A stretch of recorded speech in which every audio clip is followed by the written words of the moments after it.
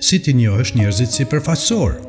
A ke dalë ndonjëherë nga një bisedë dhe ke ndjerë sikur ke humbur kohë, por nuk e fituar asgjë? Të gjithë kemi takuar njerëz që flasin pa pushim, ata tregojnë histori, kalojnë nga një temë në tjetrën, mbushin heshtjen me fjalë, por në fund kupton se nuk është thënë asgjë me vlerë.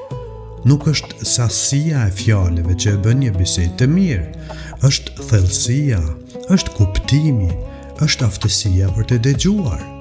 Një njeri i thellë nuk flet vetëm për të dëgjuar zërin e vet. Ai dëgjon, mendon dhe pastaj flet. Ai bën pyetje, interesuar për të tjetrin, le hapësirë edhe për heshtjen. Ndërsa njeriu sipërfaqësor shpesh ka nevojë të jetë vazhdimisht në qendër të vëmendjes.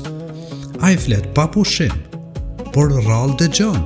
Kur ti fillon të flasësh, ai pret vetëm momentin që të vazhdoj përsëri me veten e tij.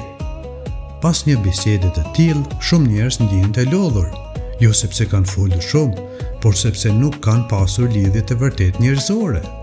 Ka dallim mes të dëgjosh fjalën dhe të ndihesh i kuptuar. Jeta jonë është e kufizuar. Koha është pasuria më e çmuar që kemi.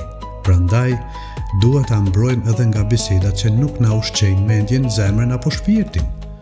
Kjo nuk do të thotë të gjykojmë njerëzit, jo. Çdo njeri është i gatshëm për bisedë të thella. Disa janë rritur në një mjedis ku askush nuk i ka mësuar të dëgjojë apo të reflektojë. Por ne kemi të drejtën të zgjedhim me kë kalojmë kohën tonë.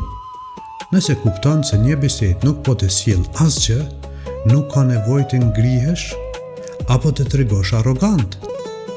Mjafton të jesh i sjellshëm, përfundoje bisedën me respekt dhe vazhdo rrugën tënde.